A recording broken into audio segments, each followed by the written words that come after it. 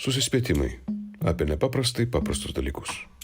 Filosofas Rasas Maksalis, psichologas Viktoras Keturakis ir vadovų konsultantas Saulius Jovaišas. Kiekvieną mėnesį YouTube, Facebook, Spotify, Apple Podcast ir visur ten, kur randate tai, kas jums įdomu. Sveiki! Ir vėl mes čia ir tikiuosi kai kuriems jūsų laukti. Čia mūsų susispėtimai. Pokalbiai apie nepaprastai paprastus dalykus. Pokalbiai tarp trijų daugiau ar mažiau garbių ponų, iš kurių vienas atstovauja filosofiją, nes yra tiesiog profesionalus filosofas Rasas Maksalis. Atstovauja psichologiją, nes yra tiesiog profesionalus psichologas Viktoras Keturakis. Ir aš, profesionalus šūdmalys. Su kuo save ir sveikinu. Mes šiandien turim temą į temą. Gal dėl to, kad aplink atostogos ir gal dėl to, kad irgi aš, tarkim, iš savo patirties aplinkos dar niekada anksčiau, nei jokiais kitais metais nemačiau tiek ilgai besilsinčių Lietuvos bent jau verslo visuomenės žmonių. Turiu galvoj, kad tai yra pirmi metai mano patirtie, kada žmonės leidžia savo sėdės ne 1-2 savaitės vasarą, o ten 5, 6, 7 ir galvoja, kaip pratęsti ilgiau. Ir todėl turbūt natūraliai norisi kalbėti ne apie atostogas, o apie darbą. Tai yra tema mūsų šiandien pokalbio galėtų būti, kodėl dirbam iš tikrųjų. O iš tikrųjų, kodėl dirbam. Man asmeniškai jinai sušūkė tą temą dar su to, kad aš esu ne kartą, gal kiek anksčiau, bet klausdavau žmonių, kodėl tu dirbi. Ir žmonės sakydavo, reikia. Nes reikia. Ir aš visą laiką galvojau, jeigu tu dirbi, nes reikia, tai ilgainiui vis tik pradėsi galvoti, kad reikia ne tau. O reikia kažkam kitam. Ir kai tu dirbsi, nes reikia kažkam kitam, tam kažkam kitam, garantuotai jausis, kad darai paslaugą. Žinai, nes reikia, ar tikrai man reikia? Kažkam, žinai, reikia, turbūt reikia. Tai čia gal ne man, gal čia viršininkui reikia, gal tėviniai reikia, gal žmonai reikia, gal vyrui reikia, nežinau, gal vaikams reikia, kažkam reikia. Ir jeigu aš kažkam darau paslaugą, aš automatiškai visą laiką neišvengiamai noriu už tą paslaugą dėkingumo. Tai įsivaizduojat, žmogų, kuris dirba, nes reikia, jis pastoviai vaikšto aplinkui ir laukia dėkingumo. Ir aišku, jo negauna. Pikos aplinkui visi normalūs žmonės, jie nesėdi, reiškia, oi, labas, tu dirbi, ačiū tau už tai, kad tu dirbi. Ta prasme, čia, nes, sveikata nekvepia. Tai taip žmonės nedaro. Tai va čia, dėl to klausimas man asmeniškai svarbus aspektas yra būtent, kodėl iš tikrųjų žmonės dirba. Viktorai, kodėl iš tikrųjų tu dirbi? Nes reikia, bet tai ką pasakei. Pasakyk daugiau. Ką reiškia reikia? Tavo atveju, ką reiškia reikia? Kažkada sakė, mane taip augino, sakė, kad kai baigsi mokytis, tai pradėsi dirbti, nes taip visi žmonės daro. Ir taip reikia. Ir darai taip, kaip visi žmonės daro, nes reikia dirbti. Tai taip ir dirbu. Ir tas ryškiausiai ir iškilo atostogų metu, čia gal ir gerai pasakyta kontekstą, kad tas pastebėti, kodėl iš tikrųjų mes dirbam, atsiranda tada, kai sustoji. Nes kai dirbi kasdien, tai šito klausimo net neužduodi. Net klausimas neaišku. Nebent koks konsultantas, kaip tu Sauliau užduodi, pradeda klausimus visokius uždavinėti. O šiaip eini į darbą ir neužduodi klausimų, kodėl eini į darbą. Tai man atrodo, tai, ką mūsų auklė ir mokino, kad darbas žmogų puošia, kad darbas ir žmogus yra neatidalinama vienybė, kad žmogus nėra pilnai, brandus žmogus arba suaugęs žmogus, jeigu jis nedirba. Tas darbas, kas gali būti, kas ten žemę kasa, ten jau prasideda ginčai, kad darbas tai kai žemę kasi, o kai filosofuoji, skaitai knygas, tai nedarbas. Tai aš nesileidžiu į tas smulkmenas, bet kiekvienas tai, kaip mes suprantam darbą, jeigu aš turiu veiklą ir dirbu, vadinasi, aš, realizuoju savo paskirtį kaip žmogaus. Pavadinkim taip, ne tik tai tą biologinę paskirtį, bet ten tokia socialinė, kultūrinė, kad aš kuriu, ten verslas gali sakyti, kuriu pridėtinę vertę, ten mokslas, pažanga, kiekvienas paskui sugalvoja, bet esminė tezė yra, kad atsikėlė ir dirb, tai man atrodo, jinai yra tokia neišskiepyta ir iš kartų perduodama. Tėvai mums sako, rašytiniai šaltiniai mums aiškina, pavyzdžiai, visi visai mums aiškina, kad užaugai, baigei mokslus ir dirb. Nes ką daugiau veikti iš tiesų, kita vertus. Rasiau, kodėl iš tikrųjų dirbi tu arba žmonės dirba? Man tiesiog labai įdomu jūs klausyti, aš tarsi girdžiu, kad jūs kalbėtumėt tokiam tezėm spalio ar ten kažko, tai buvo toks šūkis mums virš lentos, kažkada Saulius gal prisimins, darbas yra gyvenimo druska, kuris saugo žmogų nuo supuvimo. Aš nežinau, kuris Konservantas. Konservantas. Tai pasakė, bet jo, konservantas. O ką Viktoras sako, tai tada galbūt taip reikėtų perfrazuoti, kad, reiškia, darbas žmogų padaro žmogumi, ar ne? Toks, reiškia, nuo biologinės plotmės perinam į antropologinę ir tada darbas kažkaip tai paaiškėja, kad tai yra kažkokia tai žmogaus prigimtis ar esmėjo, kuo jis skiriasi nuo kitų gyvūnų ar panašiai. Tačiau man keletas tokių vaizdinių iškart iškyla. Buvo Orvelo Gyvulių ūkiai, ten toks arklys, jeigu prisimenat, jeigu skaitėt kažkada, matyt, gal labai seniai. Dėl to neprisimenu. Tai ten buvo visokie tipažai, visokie gyvūnai atitiko psichologinius tipažus, aišku, buvo kiaulės, šunys, čia atsimena iš Pink Floyd albumo, gal greičiau Saulius prisimins, bet ten buvo toks arklys dar, kuris buvo kaip tikras darbo arklys, jis dirbdavo ir jisai galiausiai gavo galą, būtent to, kad jis tik tais apie tai ir galvoja, kad reiškia, jisai tarsi realizavo tą darbo kaip prasmės tikslą, bet galiausiai jis išvirto visiškai priešingybę, kad galiausiai ta prasmė jį ir pražudė, nes jisai nieko kito ir nedarė, tik tais, kaip sakant, krovėsi savo tą tokią, reiškia, galbūt antropologinę, gal tokią arklinę, reiškia, prasme, krovėsi. O kas nepražudytų? Nu, tai va čia Suprantu, darbas jį pražudė. O klausimas. kas nepražudytų, koks gyvenimas, jeigu Klausimas. nedirbtų? Nes Tai taip aišku. skamba, kad toks gyvenimo būdas jį pražudė, o kitoks jau suteikia amžiną gyvenimą. Aš manau, kad ne gyvenimo būdas, bet pati tokia nuostata į savo prasmę, kaip, reiškia, aš dirbu ir aš daugiau nieko nematau ir čia, reiškia, mano tokia paskirtis. Bet kur čia yra silpnoji dalis šitos teorijos, arba, aišku, tai satyra, čia jis nekalba apie žmogaus prasmę ir panašiai. Tai, ką sakot, kad darbas jis yra jau žmogaus pasaulio dalis, reiškia, jis atsiremia į tam tikrą tokią simbolinę aplinką, kaip sakom, ką mus mokė, ką mums aiškina ir taip toliau. Tai va šitoje vietoje atsiranda tas vertės formuluotės, kurios gali patirti įvairiausias tokias socialinės politinės transformacijas. Ir čia dėl to ta politinė gaidelė pradeda skambėti, kaip Saulius pačiai pradžiai kalbėjo. Dirbu, bet gal čia ne man reikia. Tai tada kitas klausimas būtų, tai tavo darbo priemonės kam priklauso, reiškia, iš viso, kur čia tas kapitalas yra, ir tada jau mes esam labai aiškiai plotmėje, ar ne?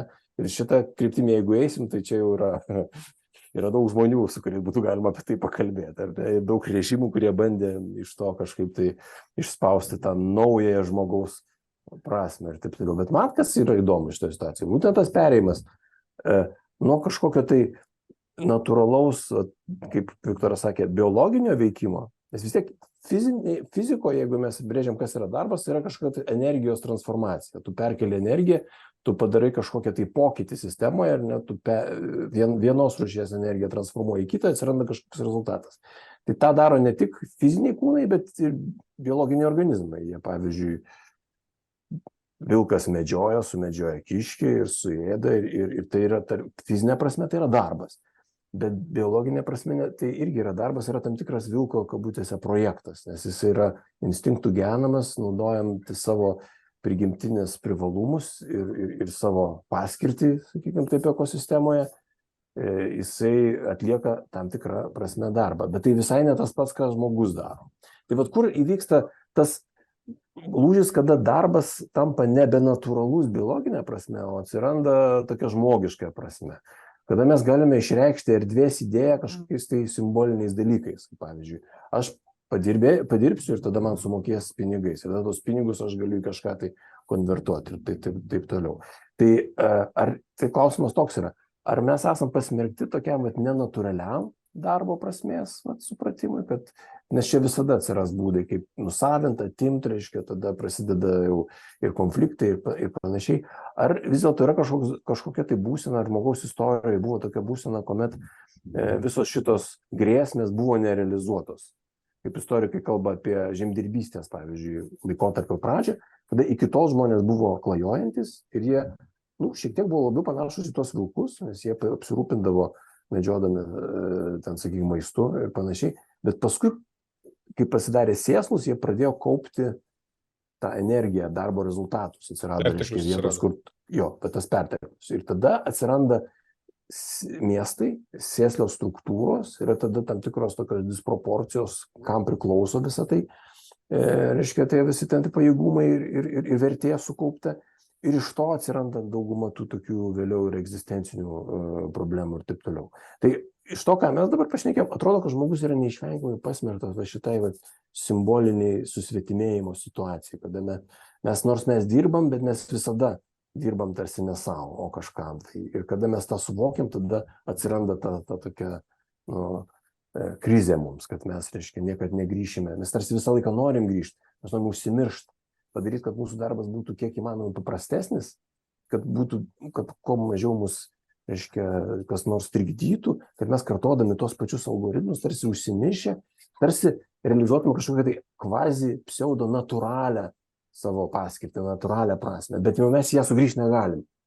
Ir tai yra saviapgaulė. Ir neišvengiamai tai tada sąlygoja tas tokias, nežinau, sakyčiau, psichologinės problemas, bet čia gal Viktoras geriau patikslins, nežinau, ar tai yra tai, ką turiu galvoti. Tai va, mano toks pastebėjimas. Įdomu, jau. Ja, ar darbas ar darbas yra psichologinė problema? Kaip tu galvoji? Gal kitaip paklausiu. Ar darbas gali būti psichologinės problemos priežastimi? Ar greičiau tai yra pasekmė? Gali būti, man atrodo, tai, ką Rasius ir kalbėjo, tas atsietumas darbo. Jeigu aš dirbu, nes man reikia išgyventi, esu tokiam stadijoje kaip tas vilkas, kuris turi susimedžioti grobį, kad pavalgyti, ir aš dirbu medžiodamas, kaip aš ten bedirbčiau. Tai nebūtinai gali būti gražus darbas. Einu vogti, aš irgi dirbu. Žinai, aš taip darbą suprantu labai plačiai. Aš suprantu, kad darbas tik tai konstruktyvus. Kiekvieno žmogaus veikla yra jo darbas. Ir jeigu aš dirbu, kad tik išgyventi, tai tada mano darbas ir jo rezultatai susiję su mano išgyvenimu arba labai aiškiu prasmės jausmu. Jeigu aš dirbu ir jau kaupiu perteklių arba ne sau dirbu, arba sau, bet man jo dabar nereikia suvalgyti, tada iš tiesų atsiranda ta pasirinkimo galimybė. Aš galiu nedirbti ir išgyvensiu. Bet tada klausimas yra, ką aš tada kitką galiu veikti, atkreipkite dėmesį žodėje, veikti. Nes būti ir nedirbti yra daug sunkiau negu būti ir dirbti. Jeigu paklausi tų žmonių, ar tai būtų verslininkai, ar darbininkai, ar taip toliau, atostogos nemažai žmonių dalis yra, tai ką, nieko neveikti. Gerai, galiu knygą skaityti. Perskaičiau knygą, vėl nieko neveikti. Tai tada grįžimas prie darbo, prie įpročių, atsikelti, eiti į darbą, net nesvarbu tas rezultatas, arba nebe tiek svarbu, jisai suteikia mums tam tikrą tokio tęstinumo ir tokio, tokio įspūdį, kad mes toliau, mes toliau esame gyvi. Nes tas momentas, kai nustoji veikti, mes kaip žmogus, mes pakimbam, tai kas mes tokie. Mes, aišku, galim tada įsisukti į galvojimo tą dalį, kas irgi yra darbas. Tu gali fiziškai nedirbti, bet tu gali skaityti, dėlioti konstrukcijas, analizuoti pasaulio dalį, bet tai visą laiką kažką veikti. Tai čia yra kaip vaikai, jeigu pasižiūrėti į vaikų modelį, tai yra, jie negali ramiai būti. Jis visą laiką juda. Jisai pabūna kažkiek laiko, pasilsi ir paskui vėl juda. Tai man atrodo, šitas mažasis modelis parodo ir didžiųjų pavyzdį, kad didieji irgi visą laiką juda. Nes kitokių momentų yra tas jausmas, kad išnyks. Yra tokia analogija, čia netiesioginis paaiškinimas, bet analogija yra su regėjimu. Mūsų akis nuolat juda. Tai buvo pabandytais stabilizuoti akį, kad jinai niekaip nejudėtų. Vaizdas išnyko. Mes nustojam matyti. Akis judėdama ir keisdama, reiškia, judesi, atsiranda tas, reiškia, dirgimo momentas. Tai ta analogija gali būti labai teisinga, kad mes dirbdami, veikdami kažką, ar tai būtų išorinis veiksmas, fizinis ar mentalinis dalykas, mes irgi judame. Ir mes kažkokiu būdu esame gyvi patys savo pirmiausia. Čia tokia, man tai tokia analogija, kaip sakyti, kita nerimo pusė. Nerimas tai yra užkurtas pečius, bet jis dar nieko nedegina, o veikla tai yra jau tas pečius, kaip sakyti, suteikia energijos transformaciją į išorę, kaip Rasius minėjo, dar kažkur, mes visą laiką judam. Ir tas pavyzdys man yra labai įdomus kita mintis, kur Rasius minėjo apie tai, kad neaišku, kam dirbam. Aš nemažai matau žmonių, kuriems svarbu grįžti ir dirbti savo. Kitais žodžiais tariant, dirbti žemę. Pavyzdžiui, gerai, ten vieni medžioja, tai vieni medžioja savo, o kiti turi savo kažkokį žemės lauką. Ir man tas įdomu pamatyti, kad su amžium žmonės nesustoja dirbti, tik pasikeičia darbo pobūdis nuo veiklos profesinės, kurioje veikia, į veiklą, kuri yra čia pat aplink namą arba ant žemės. Kažką kasa, sodina gėlės, sodina augalus, sodina daržovės. Visai paskui bando paaiškinti. Man ta dalis pati įdomiausia, kad darbas darbu. Mes dirbam, nes reikia, nes negali nedirbti. Reikia, aš turiu omeny, ne kažkam reikia, man reikia. Bet paskui paaiškinimas po fakto racionalizacija neatsiranda. Aš daržovės galiu suvalgyti, jos skanesnės. Mano gėlės užaugintos gražios, bet čia yra paaiškinimai. Bet tai, kad man patinka kasioti, ir aš matęs tokių labai įspūdingų pavyzdžių. Aš esu matęs profesorių, kuris savo bute daugiabučiam name prisiauginęs chemikas, kuris gamindavo visą gyvenimą, gamino nuodus. Reiškia, iš tiesų, man atrodo, gamino nuodus, gal netgi baisius nuodus. Pilnas butas gėlių ir visokių atspindžių, reiškia, pridėjęs folijų, atrodo baisiai, to folija atspindi šviesą ir pilnas butas, ir aš matau, kad nei gražiai atrodo, nei prasmės yra kažkokios, bet kad tam žmogui tai yra svarbu ir jam patinka, aš net nebejoju. Jo akis žiba, jisai tas gėlytės pažįsta, žiūri, kas ten koks augalėlis ir visą laiką vis eksperimentuoja. Nes jis jau sensta, jo gyvenimas susitraukia, jisai nedaug išeina į lauką, jisai tikrai tos chemijos jau nebegamina, jis gali skaityti laikraščius, bet jam neįdomu, naujienas internete. Tai kitką, ką jisai daro, tai augina augalėlius. Ir taip sodriai, taip kiekvienam kambarį, turi 3 kambarių butą, kiekvienam kambarį yra augalėliai su savo dirbtiniu ir natūraliu apšvietimu, ir atspindėjimu, ir drėgmės palaikymo sistemom ir taip toliau. Tai man toks simbolinis pavyzdys, kaip atrodo, negali nedirbti. Ja, bet čia tu, kad pasakoji, labai primena tas atvejus, kada mes daugelis esame patyrę tokių situacijų, kada, sakom, kol turėjo gyvulių, kol turėjo ūkį, kol turėjo ten kiekvieną dieną ką iškasti, užkasti, žiūrėk, kaip buvo sveikas. O dabar, kai ten į senelių namus išvežė, arba kada ten, reiškia, ūkį atėmė, arba kada, reiškia, vaikai liepė visas karves ir kiaulės parduoti, reiškia, ir kaip pradėjo nykti. Tai taip išeina, kad tai, kad tu pasakoji, yra tas toks, kad darbas iš esmės tai yra tam tikras pabėgimas nuo nykimo, pabėgimas nuo nebuvimo, negyvenimo. Taip, ir kodėl vaikai dažnai liepia tėvam išvesti gyvulius, kad jie nepatrūktų. Taip. Bet efektas būna atvirkščias. Tai yra, tas man irgi yra įdomus pavyzdys, kad žmogus eina ir veikia iki nukritimo. Man susidaro įspūdis, kad vaikai kalbinėja tėvus atsikratyti gyvulių iš kaltės jausmo, kad jie jiems nepadeda tų gyvulių prižiūrėti. Čia labiau man tas toksai variantas skamba. Bet ar būtinai kas prašo? Kartais prašo, kartais neprašo. Kartais tiesiog tėvai turi savo veikimo lauką, bet šita dalis, ir aš nežinau, ar čia yra psichologinė problema, ar čia yra tiesiog įprotis. Įprotis veikti. Jis yra, kai gali sakyti, tai nėra instinktas, tai vis tiek tai yra įprotis, bet žmogus įpratęs veikti, jisai turi savo rutiną, kurioje yra fizinis veiksmas, protinis veiksmas, planavimas, žinojimas, jis užtikrina tęstinumą, kad aš esu dar gyvas dar vieną dieną. Aš gyvenu, aš dalyvauju, nes jeigu šiaip sėdžiu kambarį, tai ir nepadarau poveikio aplinkai arba dar kažkaip dalyvauju, tai neaišku, ar aš iš tikrųjų gyvas. Čia aš taip asocijuoju, aš nežinau. Taip. Rasiu, čia man įdomus dalykas yra, aš tiek klausau, Viktorai, tarsi tas toks yra pozityvus, kaip čia buvimo, gyvenimo suteikimo priemonė tas darbas yra, bet kai mes apie tai pagalvoji labiau, apie tai, kad ten kiekvieną dieną kartojasi tas pats, veikimai tie patys, nebūtinai iš to, kas nors gaunasi, gal svarbiau yra daryti, negu padaryti. Ir čia neišvengiamai tas kyla galvoje, tas Sizifo, reiškia, darbo kaip bausmės įvaizdis.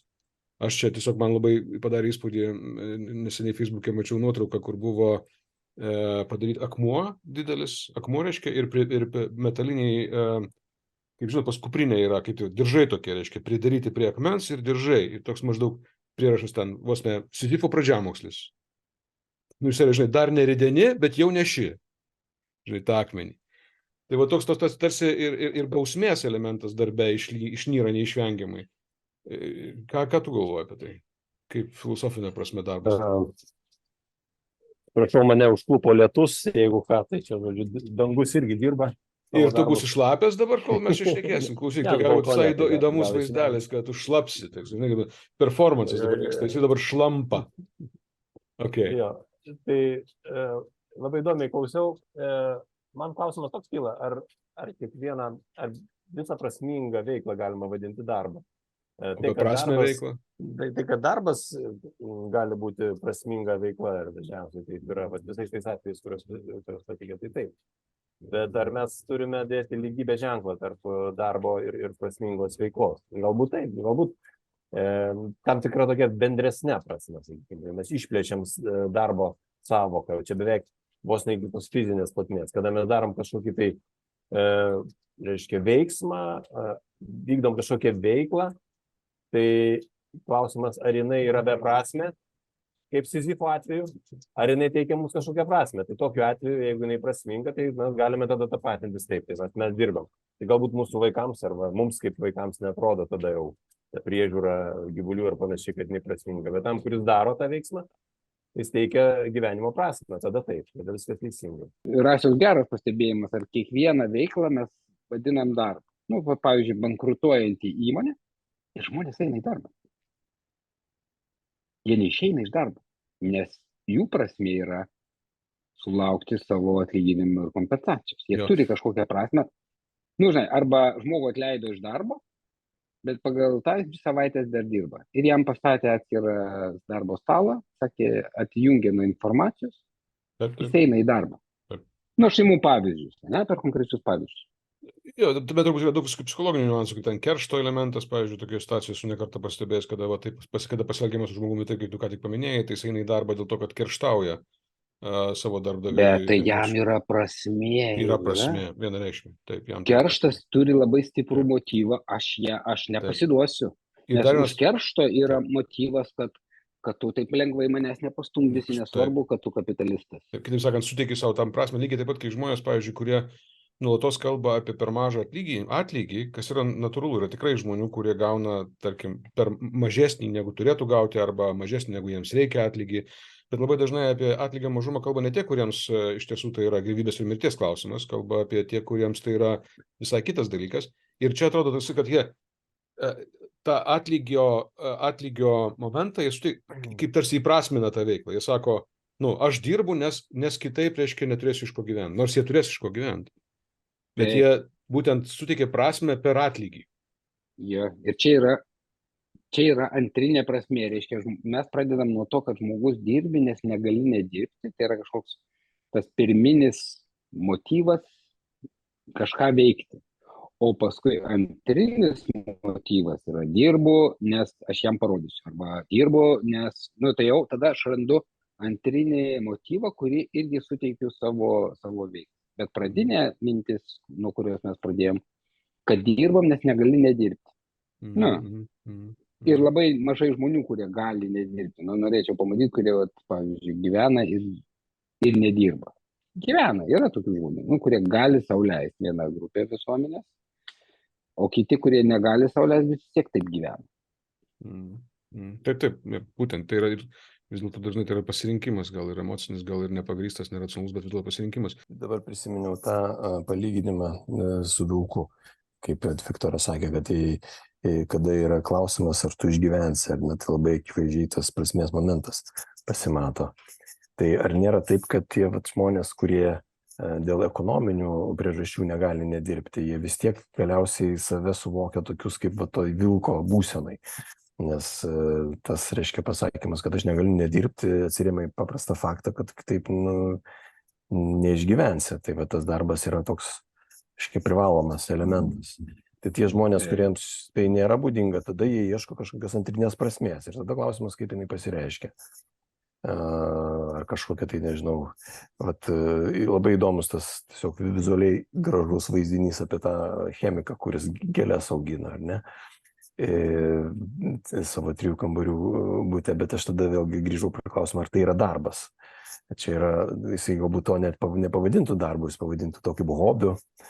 Ir tada prasideda klausimas, galbūt tikrai kažkas, kas yra ne iš poreikio išgyventi, bet kažkaip tai dūšiai ir tai, kas man patinka, ką aš visada norėjau daryti ir kame iš tikrųjų mano pašaukimas yra persigrupuoja į tą hobio plotmę, tada tą darai. Tai čia irgi... O kas tada būtų darbas? Taip, o darbas, tada jau darbas gauna kitą apibrėžimą. Tai yra tai, ką tu nuo 8 iki 5 sukandęs dantis kažkur tenais darai. Ir jau savęs su to nesocijuojasi priverstas, nes kitaip negali išgyventi.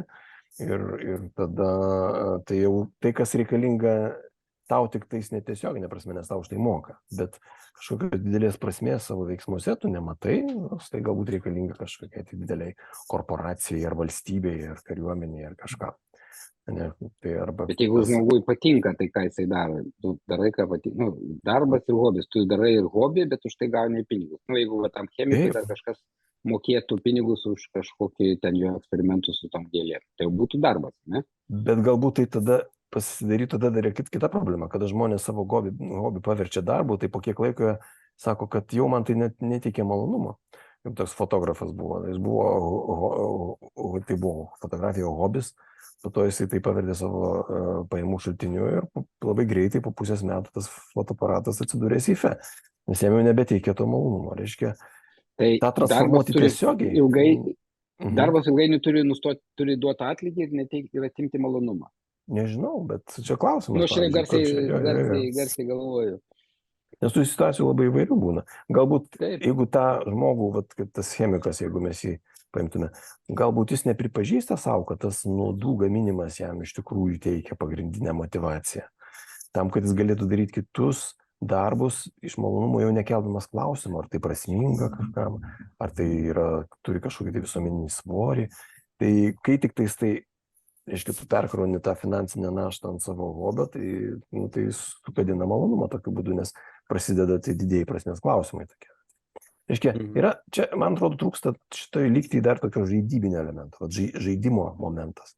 Kada mes užsižaidžiam, pavyzdžiui, vaikai, kurie nenustyksta vietų, jiems reikia žaisti, tas jiems duoda prasmę. Ne? Nes kai tu žaidi, tai tu ištirpsti savo procese kažkokiam, kurią tu veikti. Tai vienas dalykas iš to, ką jūs čia bandėt man įrodyti, kad tas darbas suteikia gyvenimo prasmę, bet aš galiu paklausti, taip, ar tu, jeigu tu nori darbe visą laiką žaisti, ar tai nereiškia, kad tu bėgi nuo tos gyvenimo prasmės. Nes kai tu pasineri į žaidimą, tai tada nėra jokių diskusijų, jokių refleksijų. Tu tavęs kaip ir nėra, tu ištirpsti. Tai jeigu jau tas arklys, kuris tenais Orvelo gyvulių ūkį buvo, tai jis irgi galima sakyti, jisai pasinėrė į tą žaidimą, kurio pabaiga buvo tokia kaip pabaiga, bet jinai ta prasme buvo labai prasminga, jisai realizavosi viskas. Nu ir ką? Tai aš noriu paklausti jūsų abiejų, ar darbas nėra viena iš eskapizmo formų tokiu pačiu būdu?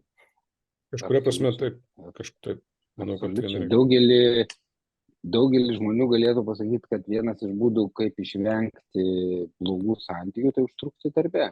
Tai yra, jeigu tau nepatinka, arba yra sunki šeima situacija, ar tai būtų su partneriu, ar su vaikais, tai geras, labai legalus būdas užtrukti darbe arba būti darbe. Visiškai pateisintas visom prasmėm. Pateisintas. Simbolinė erdvė visiškai išteisintas. Jo, bet paskui vis tiek ateina krizė šitoje vietoje, vis tiek ateina pripažinimai, tam tikrai ateina kaltės jausmai šitoje vietoje, visko, bet aš irgi tokią patirtį turėjau, kada prasidėjo pandemija ir kada didelė dalis mano klientų tiesiog pasijuto beprotiškai pasimetę ir aš pasimetęs taip pat lygiai kaip ir visi turbūt jo, bet aš kažkaip matyti iš tos pareigos, iš to darbo, kurį aš dirbu, teko žmonėm padėti tarsi paskatinti grįžti prie darbo. Tai yra daryk tai, ką gali padaryti dabar. Tarsi daryk. Ir aš netgi taip, reiškia, tas yra turbūt ciniškiausia, kas gali būti apskritai apie darbą, kaip reiškinį, ką naciai naudojo koncentracijos stovyklose ant vartų užrašą Arbeit macht frei, kuris, jeigu būtų naudojamas ne ten, o būtų traktuojamas kaip tam tikra, reiškia, darbo įprasminimo momentas, tai būtų labai toksai, tas eskapizmas, bet toksai, žinai, kažkoks teigiamas eskapizmas, kažkoks toksai pabėgimas į kažkokią tai tam tikrą vidinę laisvę, vidinę ramybę. Bet kai panaudota buvo tokioj situacijoj, kada iš esmės tai buvo tam, kad žmogus nekeltų problemų, tam, kad žmogus, reiškia, būtų sugyvulintas, buvo naudojama šitą frazę ir visą ideologiją, tai sugadino Hebra gerą sakinį iš esmės, labai gaila, aišku, bet ką padarysi. Jo, bet jį naudojo ciniškais tikslais, ta prasme, kad tas teiginys tokioje vietoje buvo absoliutus melas. Taip. Bet žinai, bet iš tiesų darbo išnaudojimas, prievartinio darbo išnaudojimas, žinomas, ne tik nacių stovyklose koncentracijos, bet visa tremties ir visa, kaip sakyti, Sovietų imperija buvo pastatyta ant prievartinio darbo. Yra viena dalis, tu laikai žmogų nelaisvą ir būtinai duodi jam darbą. Ir tas darbo davimas ten jis nebūtinai našus ar efektyvus, bet jis kažkokiu būdu iš tiesų padeda sutramdyti, nes uždaryti krūvą žmonių ir jiem nieko neduoti, tai gali sulaukti didelio sprogimo. Jau jie tada tikrai pabėgs. Taip. O kai tu uždarai krūvą žmonių, nelaisviai, aš turiu omeny arba Sibiro stovyklose, arba netgi toj pačioj Sovietų sąjungoje, kaip didelė dalis, uždarai krūvą žmonių ir duodi jiem darbo, tai čia yra iš tiesų jau kita pusė, čia yra tokia socialinės kontrolės funkcija. Tai yra, kad tu kažkokiu būdu valdai žmonės tokiu būdu. Suvaldai jų energiją, nukreipdamas ją į darbą. Privartinis, blogai, bet vis tiek jie jį daro. Žinai, jie atsikelia ir žinai jiem, ką jiem duoti. Ir tas prasmės klausimas, aš galvoju, taip, mintinį eksperimentą, surenki žmonių, uždarai į nelaisvę, ir duodi daug knygų ir minčių, pradedi, kad apie gyvenimo prasmę, kad jau galbūt kas atsitiktų. Viena grupė uždarai žmonės ir rytais varai į darbą ir vakarais, žinai, ten ta. O kita grupė nevarai, duodi valgyti, duodi tekstus visokiausius ir visą laiko palaikai, kaip sakyti, gyvenimo prasmės paiešką, kas atsitiktų. Čia rasiu kaip tu. Filosofas tai gali atsakyti šitą klausimą. Vienintelis žmogus žemėje. Man tai priminė iš viso vergijos fenomeną. Sakykime, jeigu žiūrėti istoriją, tai pavyzdžiui, tai, kad iš viso filosofijoje senovės Graikijai atsiradus, jinai galėjo atsirasti didesnė dalim dėl to, kad buvo tokia savoka kaip scholė, tai reiškia laisvalaikis. Kada žmonės gali užsiimti visais šitais pažinimo klausimais, diskusijomis ir panašiai dėl to, kad didesnė darbo dalį atlieka tam tikra visuomenė dalis, kurie neturi jokių teisų, tai yra vergai. Tai šiuo atveju, pavyzdžiui, jeigu tu, Viktorai, uždarytum tokius filosofus į kokią nors dėžę, bet jiems visiškai aprūpintum visko, tai būtų kaip tik atitiktų kokią Epikūro, reiškia, filosofinį idealą, kada tu esi užsidaręs, pasineri į savo teorinę žiūrą ir tau kažkaip tai vienodai rūpi, iš kur visą to gerybės ateina. Bet mes matyti jau nesam tokie. Mes daugiau esam išaugę iš to vergų sluoksnio, išsivadavę ir mums jau čia tos prasmės reikia. Kitaip sakant, jau mes labai dažnai turime tokių paskatų išnaudoti laisvalaikį savišvietai ir nesuprantam iki galo. Mums kaip tik norisi jos įdarbinti. Mes naudok laisvalaikį tam, kad save apšviestum, kad tu galėtų paskui tai transformuoti kažkokias tai žinias, kvalifikacijas, kurias galėsi paskui panaudoti konkurenciniai kovoj. Tai daugiau taip viskas susijęjam. Bet pats eksperimentas, manau, įdomus. Aš tai pasirašyčiau. Žakas Ruso, man atrodo, galiu klysti dėl autorystės, sakė, kad bet kokia veikla yra nuobodulio baimės pasekmė. Baimės nuobodžiauti, nes nuobodžiavimas yra šiaip pakankamai sudėtingas darbas, nes tu iš karto sudirbi prieš save ir tas, žinai, ne visi gali paversti tai ir tam tikrą produktyvę mintimi arba kritinę mintimi. Kiek tenka diskutuoti ir mes su jumis irgi šnekėjome apie dirbtinio intelekto įsiviešpatavimą arba tam tikrą įtaką tam, kas mes esam, kokie mes esam, dar pridėkime prie to robotizaciją, pridėkime prie to, reiškia, sisteminius procesų valdymo įrankius ir, reiškia, visokius kitokius dalykus. Tai yra robotizacija ne tik tai gamyboje, bet ir procesų valdyme. Ir tą patį intelektą mes turėsime iš principo net taip labai užilgo, kaip ne kurie futuristai sako, visuomenė, kurioje labai didelė dalis žmonių neturės ką veikti. Ir jeigu tarp tos žmonių dalies, kurie neturės ką veikti, pavyzdžiui, bus tie, žiūrėk, ir bus tie, kurie žino, ką daryti, kai nėra ką daryti. Tai viskas normaliai. Bet jeigu, reiškia, o didžioji dalis atsidurs, reiškia, veidų į nuobodulį, veidą į nežinojimą, ką veikti, vat jie tada taps destruktyvia jėga. Tokia yra viena iš futuristinių įsivaizdavimų. Tada, reiškia, jiems reikės koncentracijos stovyklos arba kažko, kur reikės jiems, reiškia, barstyti degtukus ir paskui liepti jiems surinkinėti juos, žinai, nes kitaip, žinai, išberti, surinkti, arba kai būdavo vaikystėje toks žaidimas kortomis, kada bulindavo mokykloje arba norėdavo pažeminti silpnesniuosius, tai paimdavo kortų kaladę ir išbarstydavo taip, ant koridorių ir liepdavo surinkti, vadinasi, sabiralavka. Ar kažkaip panašiai, reiškia, tai buvo toks žaidimas, jis sako, ateik, einam pažaisim žaidimą, kortų žaidimą, kokį, sabiralavka. Ir prūkšt paleisdavo, reiškia, kortų kaladę ant grindų. Ir žmogus surinkinėdavo, nes kitaip gaudavo į dūdą. Ir va, irgi, tai procesas, žinai, tose, nu, va, tai kažkokiu tokiais reikės dalykai žmonės užimti tada, jeigu staiga visi turės tiek daug laisvo laiko. Rasau, įdėmiai klausau. Tu priartėjai prie to, reiškia, matricos scenarijos, mes prie abų kada priartėjo, kada architektas sakė, iš pradžių sukūriau matricą, kuri buvo teikia žmonėms malonumą. O paskui paaiškėjo, kad tai neperspektyvu, nes, žodžiu, ten blogai baigėsi. Tada sukūriau matricą, kurie visi dirba. Va, tai taip ir bus, matyt. Reiškia, žmonės jie nepraras darbą, jie bus įdarbinti, o viskam vadovaus dirbtinis intelektas dėl to, kad jis norės žmogui gero. Kaip sakant, tai bus vienintelis būdas, kaip išvengti to, reiškia, konstitucijos robotų principo, kaip padaryti taip, kad žmogui nekenk. Tai reiks jį įdarbinti, nes kitaip jis savo kenks. Ja, nu čia tokia distopinė perspektyva. Jo, bet čia mes grįžtam prie to, kad dažnai labai grįžtam mūsų pokalbiuose, arba, tarkim, jeigu žmogus nustoja dirbti, jis nustoja būti žmogum. Mes dažnai kalbam, klausim savęs, jeigu jis nustos ten kentėti, ar jis nustos būti žmogum, ar jeigu jis nustos, nežinau, ten, reiškia, mąstyti, ar jis nustos būti žmogum, ar jis nustos dirbti, ar jis nustos būti žmogum. Aš manau, kad ne, bet jisai turėtų progos susidurti su labai nepatogia situacija. Nes jeigu darbas yra iš dalies tą eskapizmo arba išvengimo, pabėgimo forma, nu, tarkim, ne, tą prielaidą, nu, manau, kad joje yra daug tiesos.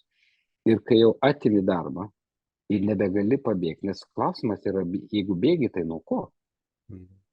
Greičiausiai tai nuo savęs, nes nėra nuo ko bėgti. O ką reiškia nuo savęs? Tai reiškia, kad jeigu aš savęs neužimsiu darbu ir kaltinimu, kad mane kažkas verčia dirbti ir žinojimas, kad aš dirbu, nes mane išnaudoja, bet man taip reikia. Ir viso šitą atimam. Nieko iš nieko nereikia, tu gali gyventi, tau yra ką valgyti ir kur miegoti, gali nedirbti. Kas tada atsitiks? Ir galim projektuoti, kas pradės atsitikti. Tada turėtų pradėti lysti. Nu, pavadinkim taip vidiniai demonai arba kaip priklausomybių forma vadinamos lomkės. Tai lomkės tai yra, kai atitrauki narkotiką, tada pradeda skirtis medžiagos organizme, kurios sukelia labai nemalonius pojūčius. Nu, pagirios, lomkės, kaip ten pavadinkim. Tai jos tokios pačios psichologinės, nu, va, tas momentas pradeda darytis, kai psichologinės pagirios. Tai ką veikti? Tai aš nežinau, tada man nepatogu. Tai nerandu vietos. Bet visa tai yra laikina, jeigu žmogus tą gali prakentėti ir prabūti, jis vis tiek gali grįžti su klausimu, nu tai gerai, tai ką aš noriu daryti. Šitas klausimas, jeigu nereikia dirbti, tai ką aš noriu veikti? Arba kaip aš noriu gyventi? Ir į šitą klausimą reikia prasibrauti pro visokius nepatogius. Ir nėra atsakymų, nes niekas neatsakys už tave. Nu gerai, tai ką noriu? Taip, žinoma, labai gera proga man įsiterpti ir priminti tai, ką Viktoras pačiai pradžiai sakė, kad tai yra tai, ką mus nuo mažens, reiškia, moko. Ne? Tai yra ta simbolinė tvarka, į kurią esam panardinti. Tai jeigu tu neduodi žmogui jokių kitų orientyrų ar kažkokių tai prasmingų dalykų, jeigu tu tai duodi, reiškia, visuomenė taip jį išugdo, tai žinoma, kad tada nėra jokių kelių, jokių takų nepraminta. Tai va čia, taip, beje, pavyzdžiui, jeigu lyginti su ta senovinė visuomenė antikos, tai ten yra kita situacija, nes ten tie keliai yra praminti ir aktualūs. Taip, tu gali pasirinkti kažkokią tai prasmingą veiklą, kuri nėra būtent apibrėžta to poreikio dirbti tam, kad užgyventum. Tai, aišku, bet mums jau tie keliai nebetinka. Tai vat klausimas, ar yra būdai suformuoti kažkokią tai idėją kažkokios tai prasmingos veiklos, kuri padėtų žmogui surasti tą pabėgimą nuo savęs toj situacijoje, kada jam jau, sakykime, gal nereikia dirbti. Tai čia vienareikšmiškai čia negali atsakyti, nes perspektyvų gal ir nematom, bet galimybė tokia, ko gero galėtų būti. Ar tada, taip į pabaigą truputuką, ar aš teisingai suprantu, ar man tokia mintis tiesiog dabar po to rasiu, ką tu pasakai. Tai kadangi mūsų visuomenė, arba tai, kame, ne visuomenė, blogas žodis visuomenė, tai, kame mes augame, mums nepasiūlo aiškios perspektyvos prasmės atžvilgių, paprasčiau yra tiesiog auklėti kaip tą, kuris negali nedirbti. Nes kitu atveju jisai kels klausimą apie tą prasme ir kels kiekvieną akimirką ir aš neturėsiu į tai atsakymą, jeigu aš esu atsakingas už to žmogaus auklėjimą, ugdymą ir panašiai. Aš jeigu vaikui neduodu perspektyvos, tai aš geriau jį mokysiu, kad reikia dirbti. Tai jos smegenys bus užimtos. Nes tai yra saugiausias būdas, tai yra toks labai rimtas saugiklis. Nes jeigu tu nesusiformuosi įgūdžio, tai tu daugiau šansų, kad bus blogai su tavim. Bet yra tokios labai keistos detalės alternatyvaus požiūrio, arba, sakykime, galimybės tokio požiūrio. Pavyzdžiui, tas svarstymas mokėti minimalų pajamų kiekį žmonėms, pavyzdžiui, 500 eurų, kad žmogus jisai tarsi atpalaiduotų nuo to egzistencinio nerimo, kad jis galėtų kažkaip, nori daugiau, tai bet, sakykime, ramus, nes tu turi tą. Tai tas buvo keliose šalyse, bet rezultatų kažkokių tai išvadų aš dar nesu matęs, ar tai pasiteisina ar ne, bent jau nesąlygojo kažkokių tai katastrofinių, reiškia, pasiekimų. Vienas dalykas. Kitas dalykas, pavyzdžiui, kalbėjimas apie kažkokią tai, pavyzdžiui, skatinimas žmonės užsiimti kažkokią tai savanorišką veiklą, ar ne, įsitraukti kažkokius tai bendrų vertybių tenais puoselėjimo kažkokius tai darbus. Irgi tarsi neatlygintina, bet tai duoda kažkokį tai kitokią prasme, sakykime, bendrumą su kitais žmonėm, kažkokia tai simbolinė saviraiška ir taip toliau. Tai yra tokios apraiškos, bet sunku pasverti, kur link viskas juda, ar tai, sakykime, neišvengiamai reikės grįžti prie to, reiškia, darbo kulto tokiu būdu, kad išgyventum, ar čia požymiai kažkokio tai naujo mąstymo, kuris galbūt turės kitą perspektyvą irgi. Ir tęsiant tavo mintį, yra iš tiesų mokslininkai, man atrodo, turi vadinamą sabbatical, tai yra kūrybinės atostogas pusę metus, kuomet jie nedirba. Ir gal ir, rašo knygą. Bet gal rašo, gal nerašo.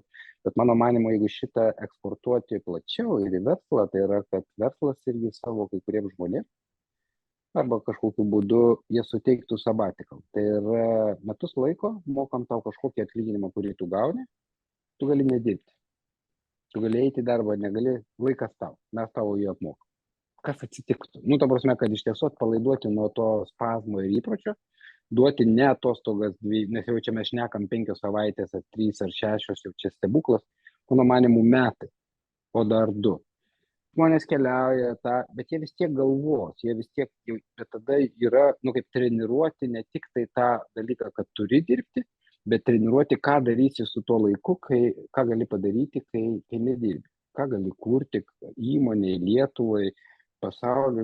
Žmonės vis tiek jie tada turi progą išvaduoti savo kūrybinį ir tokį smalsų požiūrį į pasaulį, ko reikia pasauliui. Jie galbūt nesukurs, o galbūt ką nors pamatys, gal kažką atras.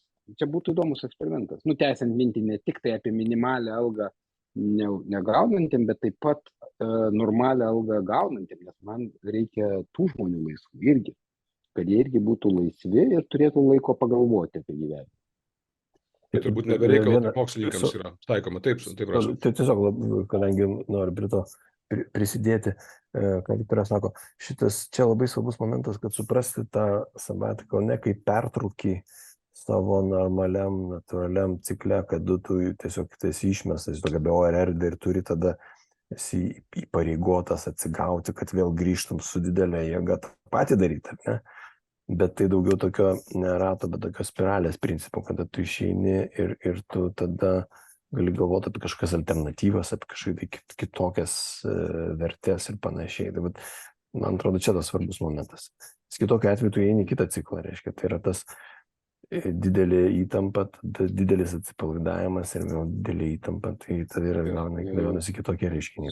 Su kokia paskirtim ten išeini, su kokiu lūkesčiu savo ir iš kito ten išeini, taip, svarbu. Taip ir įsivaizduoju sabatiką pritaikymą, pavyzdžiui, gamybos meistrui arba benzokolonėlės, reiškia, vadybininkui. Fine. Beje, vakarai eina tą linkme kažkuria prasme patys to nepastebėdami.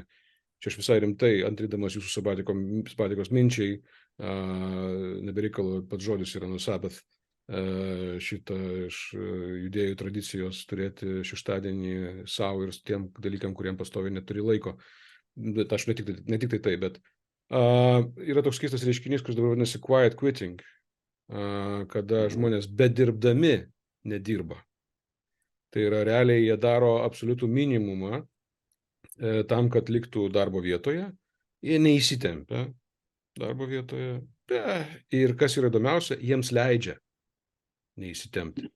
Kitaip sakant, reiškia, yra semi-sabbatic stuff, pusiau sabbatikas, reiškia, kada tu darbo vietoje, bet tu toks svarbus ir toks brangus, kad tau leidžia neįsitempti darbo vietoje, kad turėtum jėgų skirti laiką prasmingai veiklai po darbo valandų, tokiam kaip... Čia tik ne ironija tavo balse tokia. Mano balse labai daug ironijos šito vietoje, vienareikšmiai, aišku, kad taip ir aš, matau tam tikrą tendenciją, kaip verslo konsultantas, aš matau tam tikrą tendenciją šito vietoje ir pavojingą tendenciją, kur aš tikrai supratau, kad yra klausimas vis dėlto, aš galvoju, tai, ką mes šnekam, mes negalim pasakyti, kad darbas yra gėris, nebent mes matome jį kaip gėrį, kuris praturtina mus, praturtina tai, kas mums svarbu ir panašiai. Mes negalim vadinti darbo blogiu, nes tada tai yra prievartos mechanizmo dalis, kuri mus verčia gyvūnais arba vergais. Ir matyti visą laiką tas, kaip mes visada žinome, kad tas reiškinys, koks bebūtų, priklauso nuo tavo to reiškinio konteksto matymo ir tavo to konteksto sukūrimo, kuriame tą reiškinį išskleidi. Kaip sakant, nuo požiūrio tai priklauso. Tai kažkuria prasme man patinka mūsų pokalbė tai, kad mes, ačiū Dievui, nepasakėme savo, kad darbas yra gėris per se savaime ir kad yra blogis savaime, o kad tai vis dėlto yra tam tikras kelias, kaip visada. Ir čia turbūt yra tas žmogaus prigimties didysis grožis, kad jis yra visą laiką kelyje, ką jis bedarytų visą laiką yra kelyje. Ir darbas yra irgi kelias. Nes jeigu apsimesti, kad jisai dirba, arba apsimesti, žinai, kaip sakydavo, jis apsimeta, kad jisai dirba, o jie apsimeta, kad jam moka. Tai jeigu apsimesti, kad esi darbdavys, o jis apsimeta, kad jis yra tavo darbuotojas. Ir tokia simbiozė, kuri dabar po truputėlį vyksta, gal jinai pasikeis ilgainiui, aš tikiuosi, jinai nuveš tada darbą į visiškai beprasmę veiklą, į kažkokią tai imitavimą, apsimetinėjimą, kas man labiausiai nepatiktų. Jau geriau nekęst darbo, negu apsimest, kad tu jį darai. Aš šiaip leidau savo, nes tokia pabaigai. Labai gerai apibendrinai. Jo, man atrodo, kad čia geras apibendrinimas. Taip, jo, bet aš jautriai sureagavau iš to dalykais. Tokia situacija. Viskas, kas nenatūralu, netikra knysa. Labai knysa. Tai tas, manau, kad čia yra pavojaus dalis. Bet anyway, čia buvo susispėtimai. Mes su jumis matomės, girdimės ten, kur jums patogu. YouTube, Facebook'e, LinkedIn'e, LinkedIn'e nededam, bet galim įdėti tenai. Netgi Instagram'e esame ir esame Spotify ir Apple podcastuose, kur kiekvieną mėnesį išeinam ir pasikalbam apie dalykus, kuriems atrodo svarbus. Mes juos vadiname paprastais dalykais ir jie tokie paprasti, kad dažniausiai mes neprinam prie jokio atsakymo, o liekame su daugybė klausimų, kas yra žaviausia, turint galvoje, kad pokalbis vis dėlto vyksta tarp filosofo Rasiaus Makselio, psichologo Viktoro Keturakio ir vadovo konsultanto Sauliaus Jovaišo. Keistas triumviratas, tikrai keistas, bet labai man patinka. Iki kito karto visiems. Sėkmės. Iki. Susispėtimai apie nepaprastai paprastus dalykus. Filosofas Rasius Makselis, psichologas Viktoras Keturakis ir vadovo konsultantas Saulius Jovaišas.